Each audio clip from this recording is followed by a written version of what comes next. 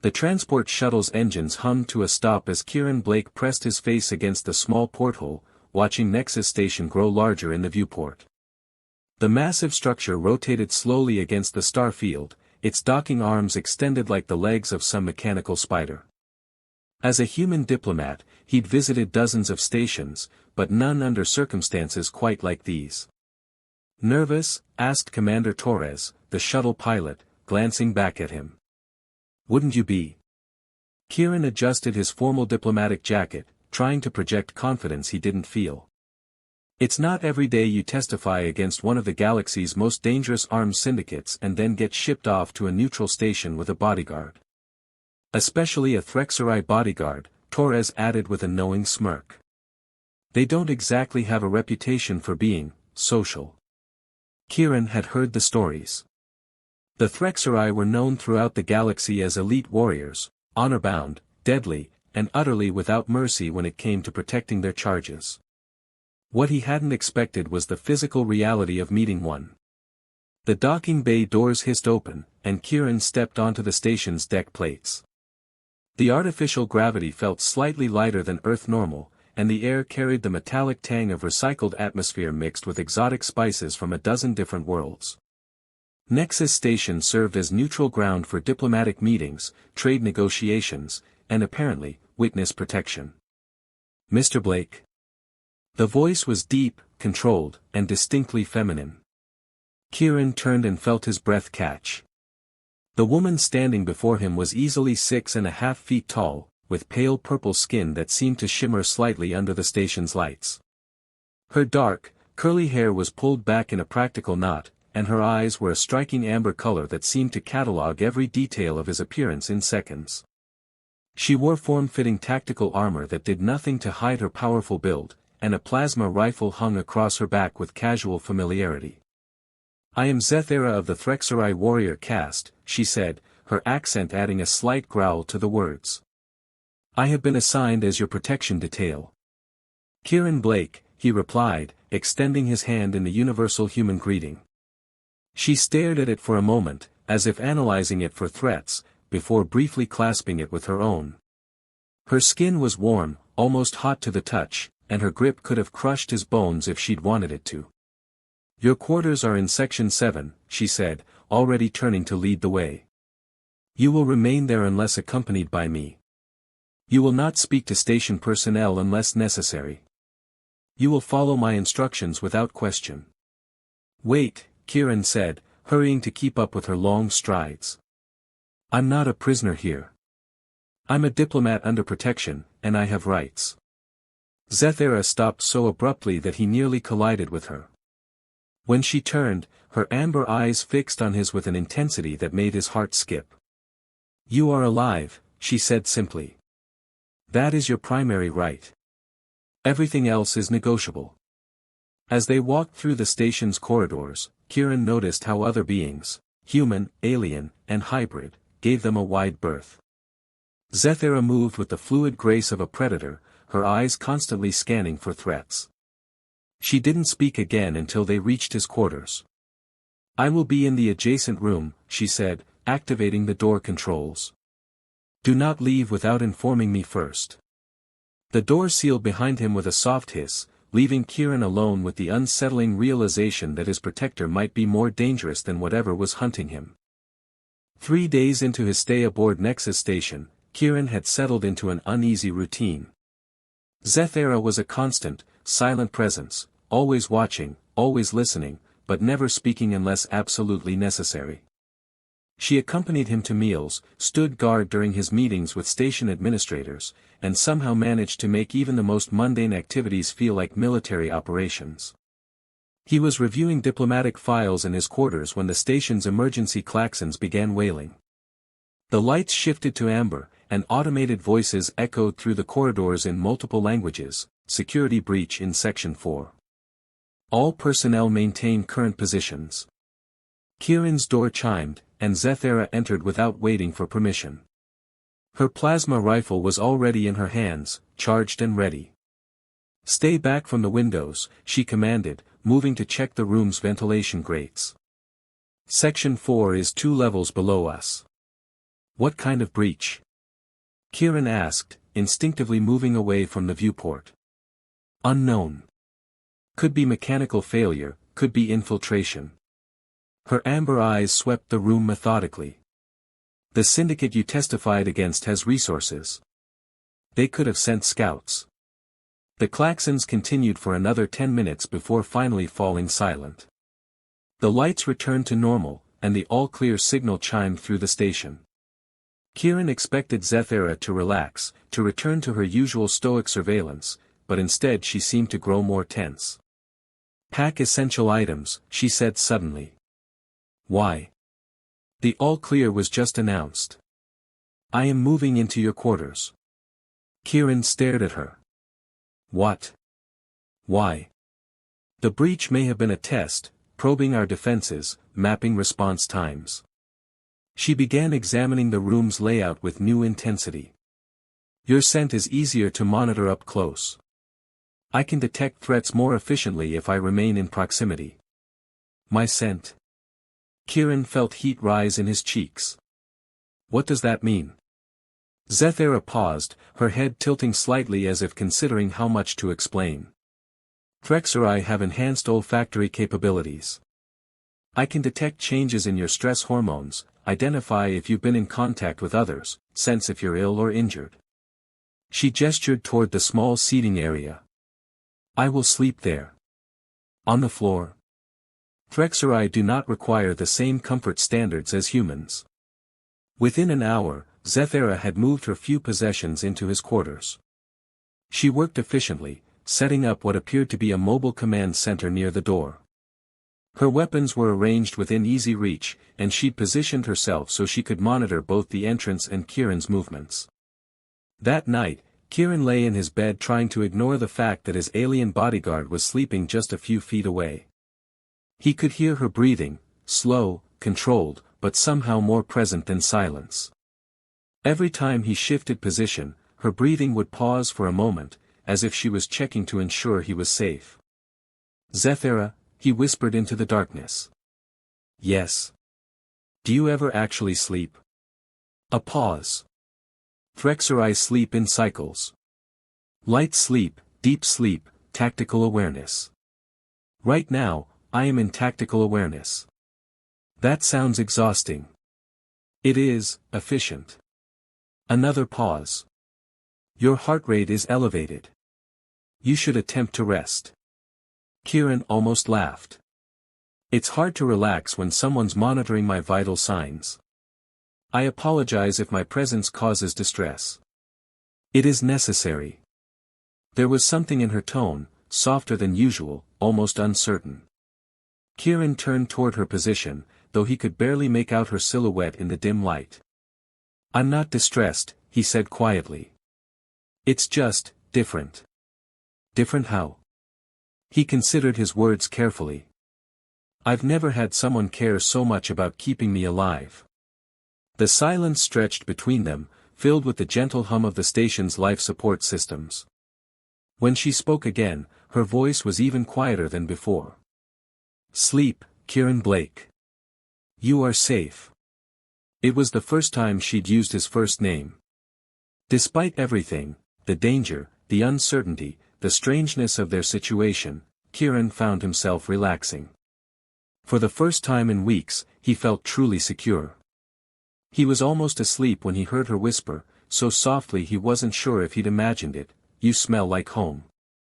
Over the following week, Kieran began to notice subtle changes in Zethera's behavior.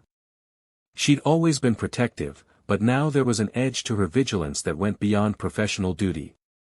When Chief Engineer Valdez approached Kieran during a routine corridor walk, Zethera positioned herself between them with a low growl that made the man back away immediately.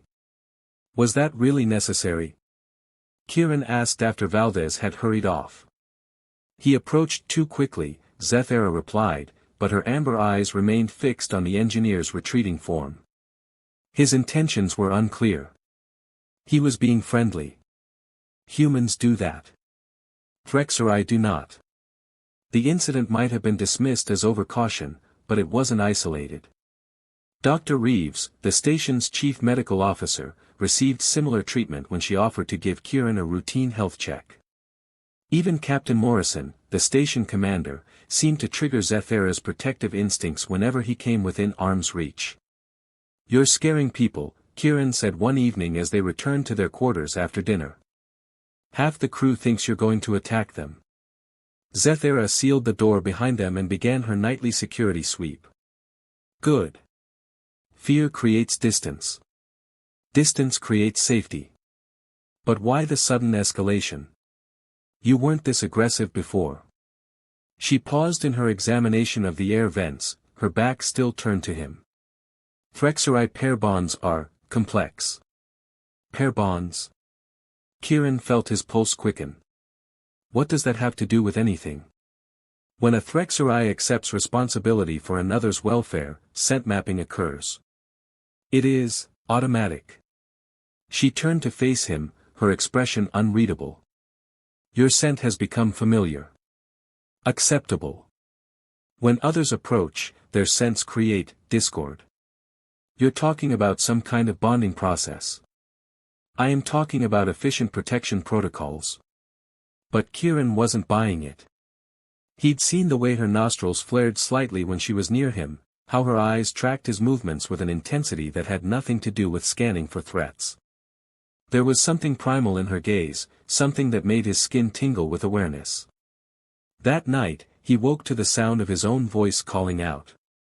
The nightmare had been vivid, shadowy figures pursuing him through endless corridors, the acrid smell of plasma fire, the sensation of running but never escaping. He sat up, disoriented and breathing hard. "Kieran." Zethara's voice cut through the darkness. She was already moving toward him, her usual sleeping position abandoned. "Just a dream," he said, running a hand through his hair. "Sorry if I woke you. Your distress scent is strong." She stopped beside the bed, close enough that he could feel the heat radiating from her skin. "The nightmare, it was about the Syndicate?" "Yeah." He looked up at her, noting how her pale purple skin seemed to glow faintly in the dim light. "They've been getting worse since we came here." Without asking permission, Zethara sat on the edge of the bed. The mattress dipped under her weight, and suddenly she was close enough that he could smell her scent, something like warm stone and exotic spices. "In Threxeri culture," she said softly, "nightmares are considered attacks on the spirit.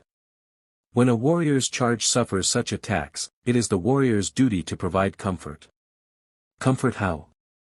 Her hand moved to rest on his shoulder, and the touch sent electricity through his entire body. Her palm was warm, almost hot, and he could feel the controlled strength in her fingers.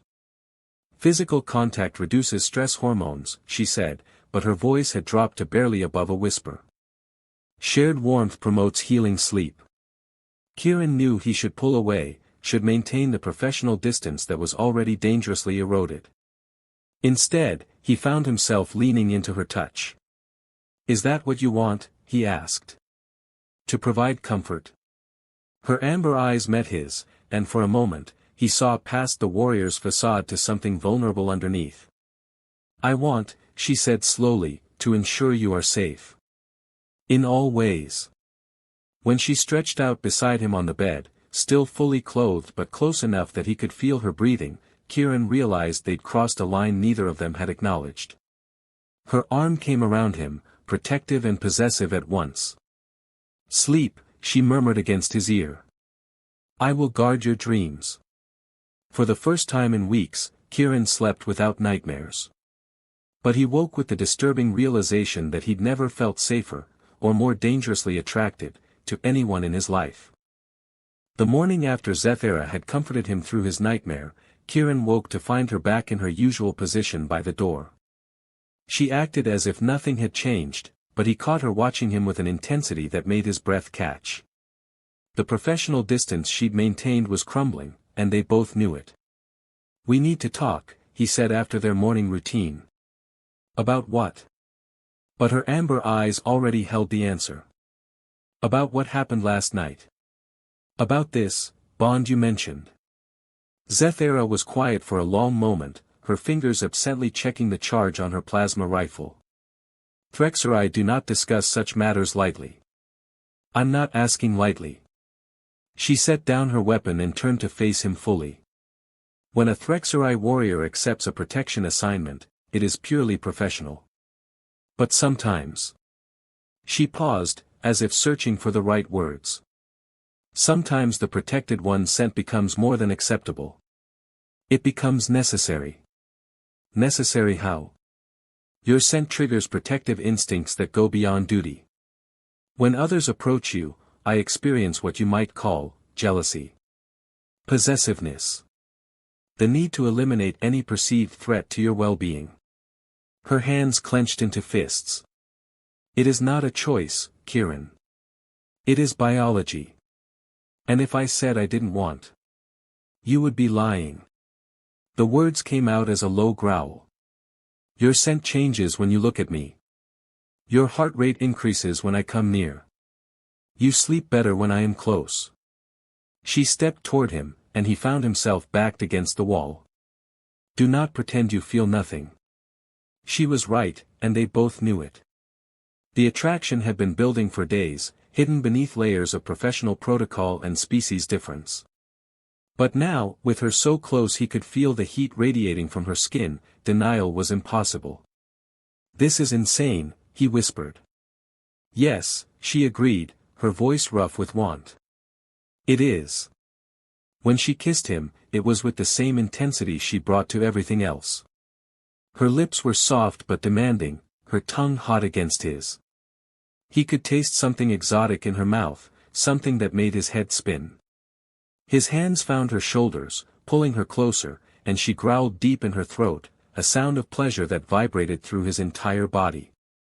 Zethera, he breathed against her lips. Say it again, she demanded, her hands tangling in his hair. Zethera. She lifted him effortlessly, carrying him to the bed with a strength that should have been intimidating but instead made him feel cherished. Her armor disappeared piece by piece, revealing pale purple skin marked with intricate scarring that spoke of battles fought and won. She was magnificent, powerful and feminine and completely focused on him. In Threxeri culture, she said, her voice husky as she traced patterns on his chest, when a warrior bonds with their charge, it is considered sacred.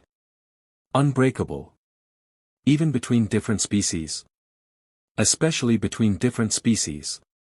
Her amber eyes met his. It means the bond is strong enough to overcome biology itself. Their lovemaking was passionate and tender, fierce and gentle by turns. She was careful of her strength, mindful of his more fragile human form, but there was nothing restrained about her desire. Every touch, every kiss, every whispered word in her native tongue reinforced the connection building between them. Afterward, as they lay entwined, Kieran traced the scars on her shoulder. What does this mean for us? It means, she said, her voice drowsy with satisfaction, that I will protect you not just with my life, but with my heart. And if you accept the bond fully, I'll be yours. And I will be yours. She lifted her head to look at him. Is that what you want? Before he could answer, the station's emergency klaxons began wailing again. This time, the automated voice was more urgent. Security breach in Section 7. All personnel to emergency stations. This is not a drill.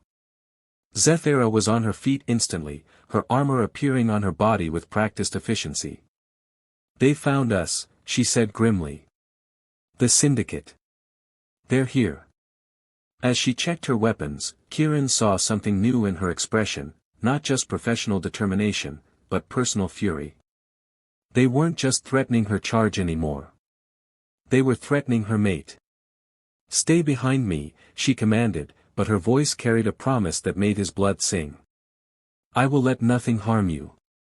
The hunt was about to begin, and Kieran realized that his protector had become something far more dangerous than any Syndicate assassin, a Threxeri warrior defending her bonded mate. The corridor outside their quarters was chaos.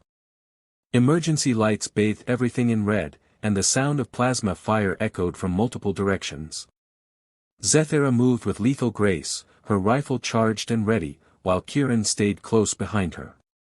How many? He asked, trying to keep his voice steady. At least 6. Professional mercenaries, not station security. She paused at a junction, her nostrils flaring. They have your scent. They've been tracking you for days. Through the station's ventilation system. Through me. Her voice carried a note of self-recrimination. The bond scent creates a trail. I should have anticipated this. Before Kieran could respond, the first attacker rounded the corner. Zethera's plasma rifle hummed once, and the figure crumpled. She moved past the body without pause, her amber eyes scanning for the next threat. Zethera, Kieran said urgently. There's something you need to know. The testimony I gave, it wasn't just about arms dealing. They were trafficking in alien genetics. Threxeri genetics. She stopped so suddenly he nearly collided with her. What did you say? The Syndicate has been capturing Threxeri warriors, studying their bonding biology. They want to weaponize it, create super soldiers who can't be turned against their handlers. He saw her hands tighten on her weapon. That's why they want me dead. I exposed their entire operation. The growl that rose from her throat was unlike anything he'd heard before, pure, primal fury. They experiment on my people. Zethera. They steal our sacred bonds and turn them into weapons. The next group of attackers made the mistake of appearing at that moment. Zethera moved like a force of nature, her rifle firing with lethal precision while she closed the distance between them. What followed wasn't a fight, it was a massacre. She fought with the fury of a bonded mate protecting her family, but also with the rage of a warrior whose entire species had been violated. When the last attacker fell, she stood breathing heavily, her armor splattered with evidence of the battle.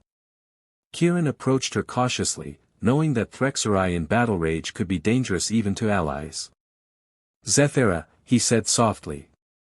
It's over. She turned to him, and he saw tears in her amber eyes. They took our bonds. Our most sacred connection. They turned it into a tool of slavery. But they failed, Kieran said, reaching out to touch her face. The operation is shut down.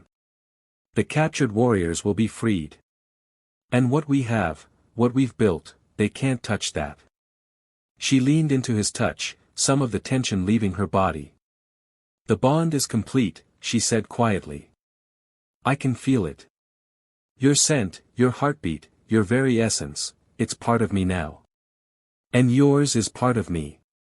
He pulled her close, not caring about the armor between them. I love you, Zethera. Not just because of some biological imperative, but because you're brave and fierce and you've shown me what it means to be truly protected. I love you too, she whispered against his ear. My mate. My heart. My bond chosen. The station's all-clear signal chimed through the corridors, and they heard the sound of approaching security forces. Captain Morrison's voice crackled over the comm system, threat neutralized. All personnel report to designated safe zones for debriefing. What happens now? Kieran asked as they walked toward the security checkpoint. Now we go home, Zethera said simply. To Threxer first, to formalize our bond before my clan. Then to Earth, if you wish.